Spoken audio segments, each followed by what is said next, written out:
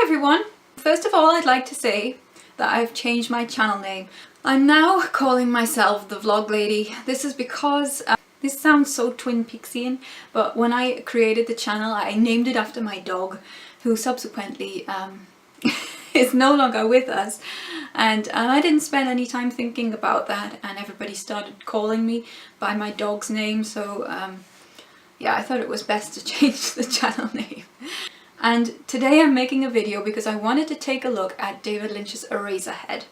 So Eraserhead is a film I have seen, well, I think I've seen it one time many years ago, and I've since attempted to watch it, but I don't think I'm pretty sure I have never gotten through it again. So I actually can't really remember a lot of it. But my first impressions of it were that I didn't actually want to watch it.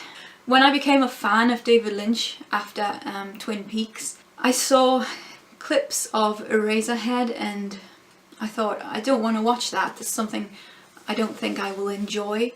There is an article online on the Welcome to Twin Peaks site written by David Johnson, who says that many people find this movie arty and confusing, and that people are generally repulsed by it.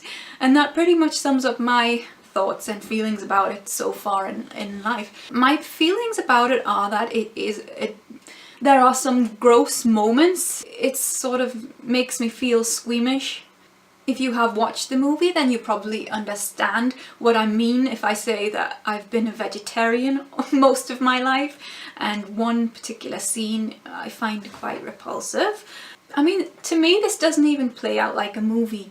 It feels like something that would be projected onto the side of an art gallery wall. So since I first watched this movie all the way through, I've obviously experienced a lot more of Lynch. You know, I've seen rabbits doing the ironing, I've seen lamps being made, I've heard Susie here whips her top off. I've been exposed to a lot of David Lynch, so I feel like now is an appropriate time, just before Twin Peaks starts this year, to revisit Eraserhead. This movie puts me in mind of when I did GCSE art. I used to sit on a table with two boys. For our art project, we were being marked on originality as well as skill. And the boy opposite me, for his GCSE art project, he had, and this was the 90s, a Nirvana album stuffed into his pocket, and every time the teacher wasn't looking he pulled it out and copied it. And he copied it dot for dot. And that was his submission, and he passed with flying colours. Meanwhile, I painted something completely original.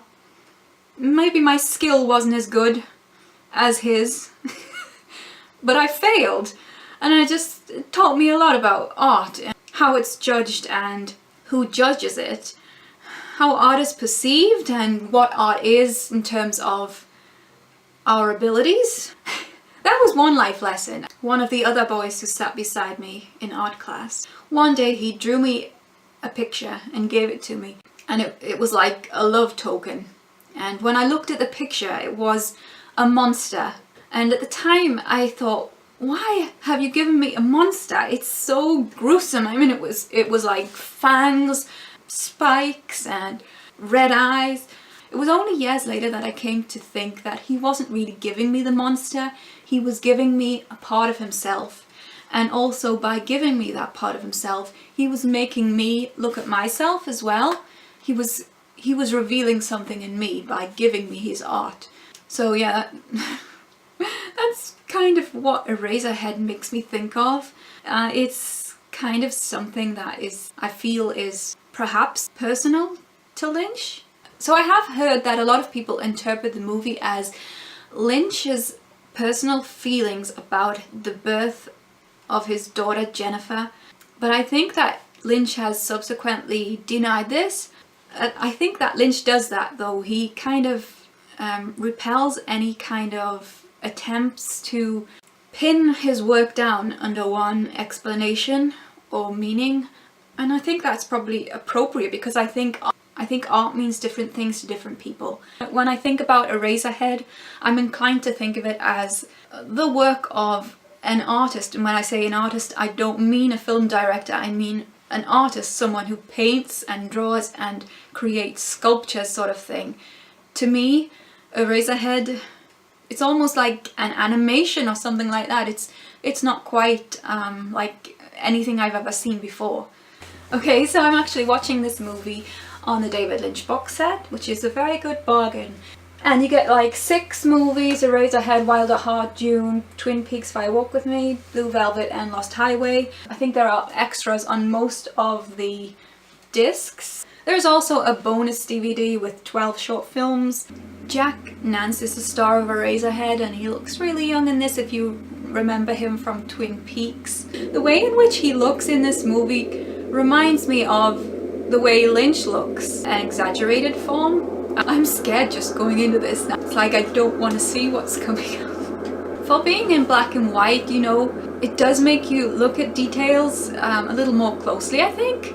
Changes the focus completely when it's in black and white like this. This introduction to the movie is very reminiscent of what we've seen in other David Lynch movies since, with the long shots.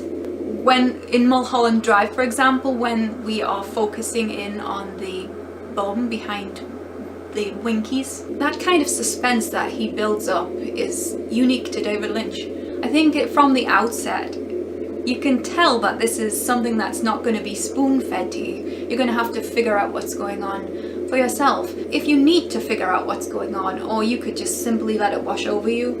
This slow, deliberate pace, it makes it feel as if the artist has really spent a lot of time and thought about where he wants to go and what he wants to show. Literally every second feels constructed. It's hard not to watch this without thinking about Jack Nance and what happened to him. Kind of had a sad end. You can Google that if you're interested in what happened to him, but he did die in mysterious circumstances. Okay, so the impression I'm getting from this beginning is that this is a bleak, lonely world in which industry is at the heart of everything and perhaps is overshadowing humans.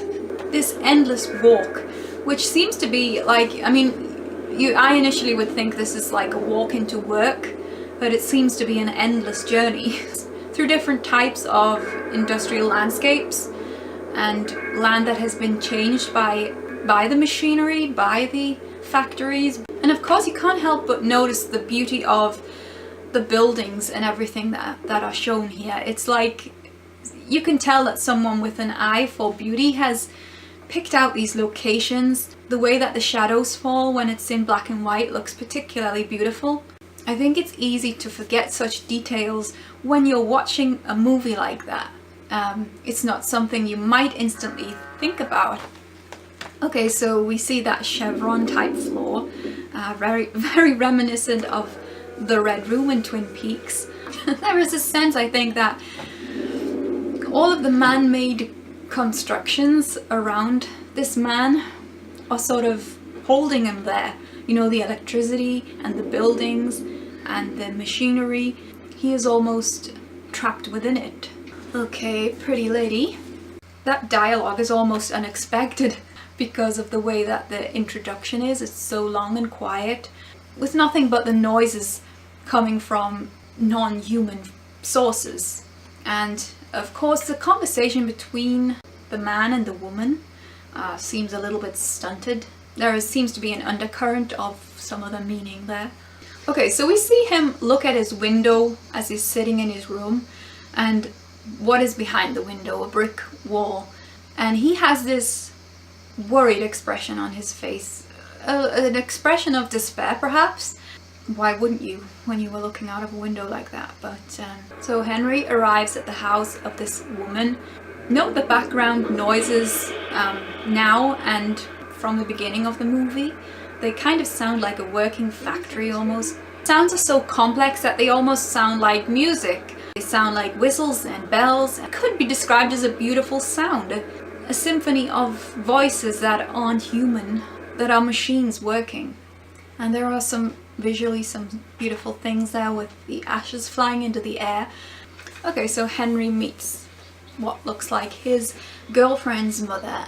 The way this woman questions Henry and his response and the girl's response to go into this kind of spasm, isn't it just like, it just feels like every situation that a young person might be in, meeting the parents of your significant other, and this is a very strange household with a complaining father who is seems to be a bit of a hypochondriac. The strangeness of this catatonic old woman. I guess there is some humor there, but it's a little bit sick as well. Okay, this is the scene that I hate. Oh no, no, no, no. Oh, oh. No, no.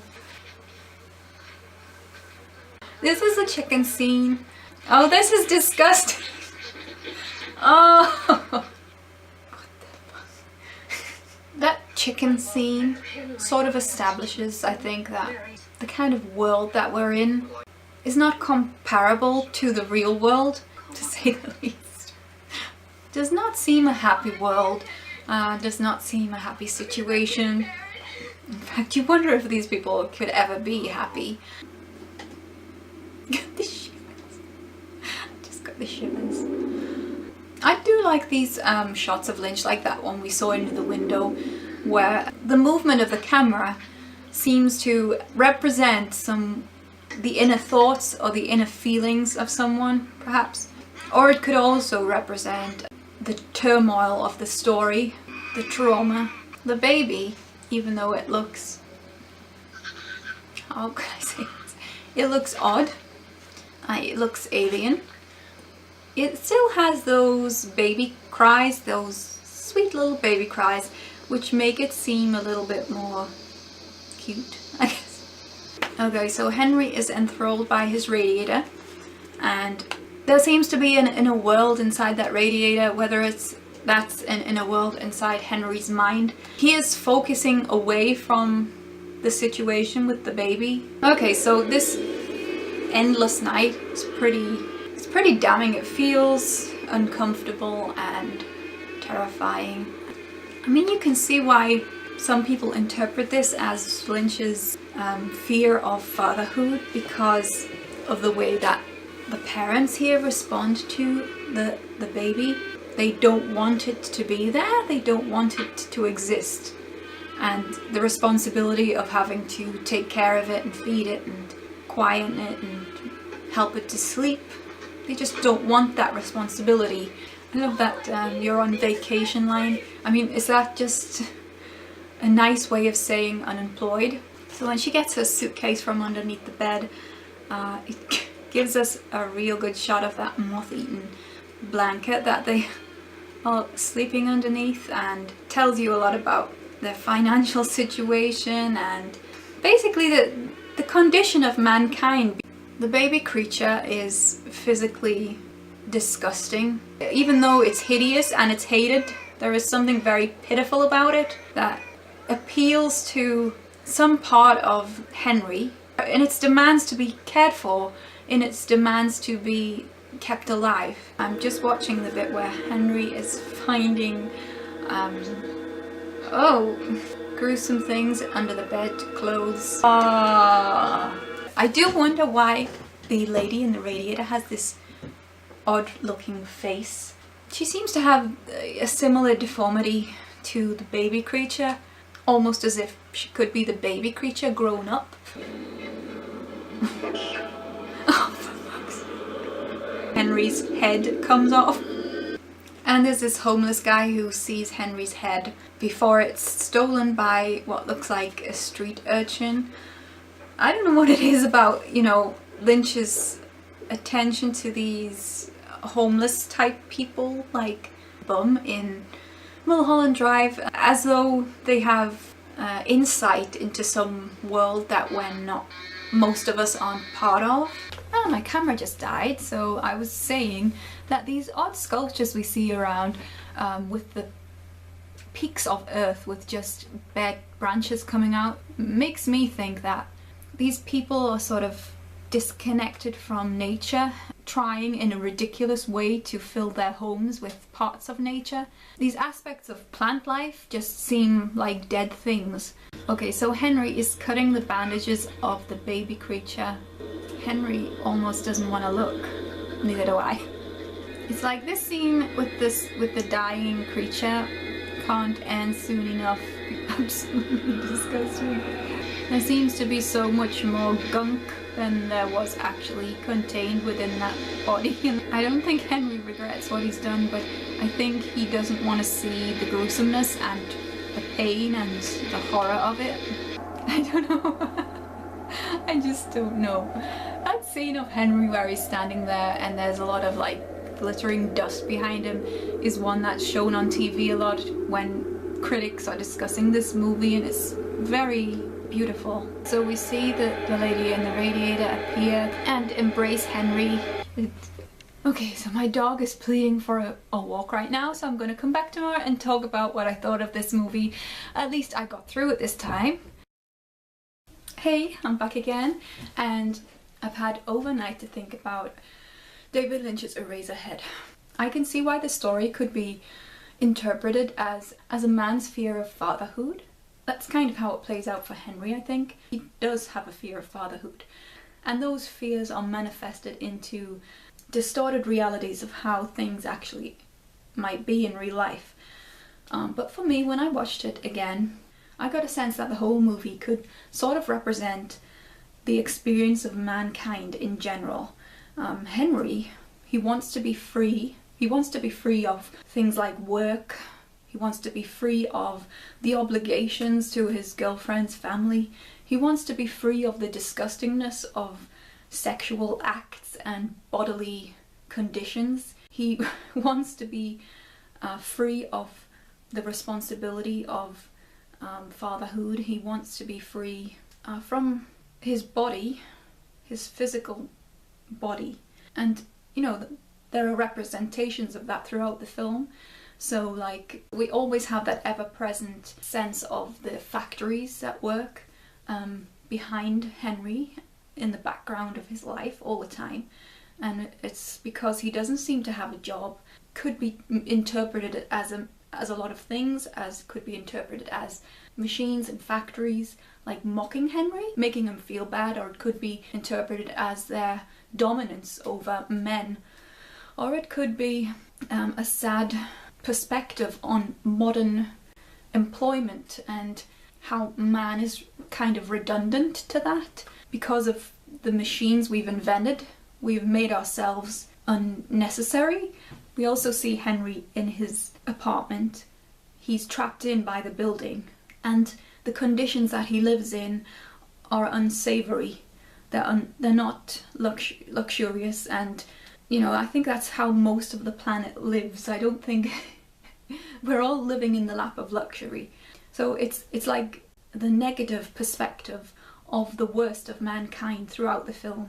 I think there is a perspective of hope as well, because otherwise we wouldn't be able to compare that or recognize it. We do see Henry's desire to have this freedom, but we also see the degradation and the trauma and how difficult it is for him and for everybody else too. We have observations about age and aging, Henry's girlfriend's family, and the old granny and the father, both of whom seem to, well, the mother as well actually, all of whom have attributes about their characters and their being that could be attributed to their age. I think there is a lot of attention on sexual matters and how mankind has turned that into something that's unnatural almost. So we have a exaggerated example of sperm, perhaps menstruation, the act of sex itself.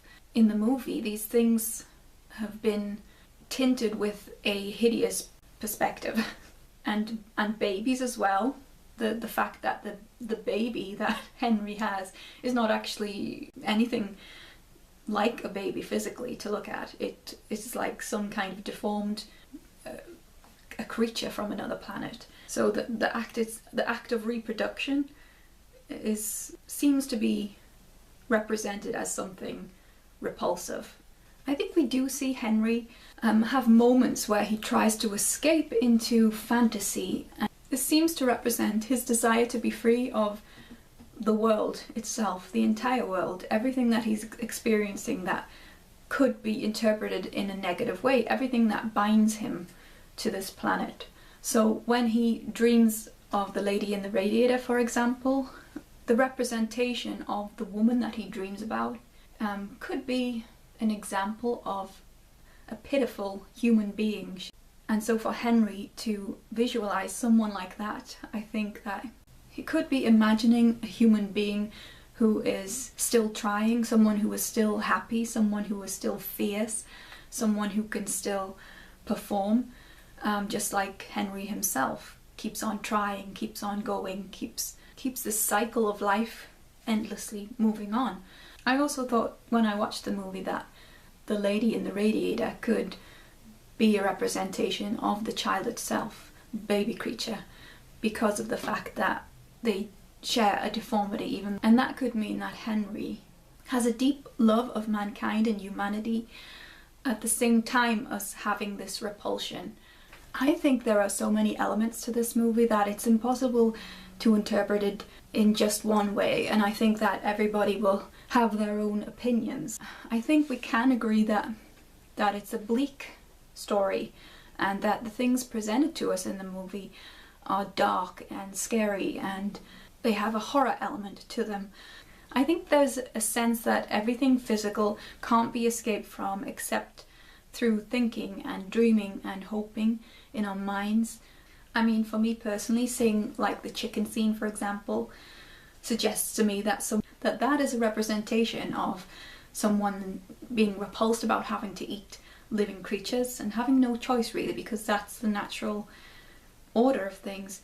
And also my personality looks at things like the way that the trees, the sticks were arranged like trees out of the piles of mud, and for that I would connect it to environmental issues.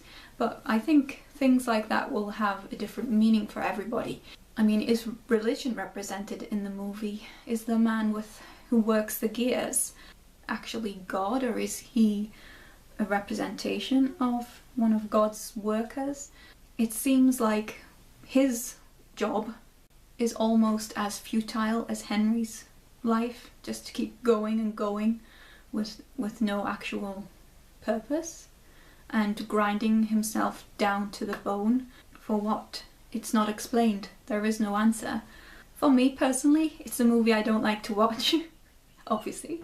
I just find it quite unpleasant, but I think that there will be people out there, obviously, who enjoy that kind of thing, who enjoy the gore, who enjoy the violence of the murder and the disgustingness of what goes on with Henry and his girlfriend and everything else, the head coming off. I definitely think if you are looking at it from a perspective of just wanting to see what David Lynch has done, then it's an important film to watch, because it definitely feels like it's at the beginning of his career, and it feels like he implements a lot of things in that movie that he's carried on to subsequent movies, which are like a stamp of his personal character. Once you've seen a lot of Lynch films, it's easy to pick out such details. So that's it. Thank you for watching.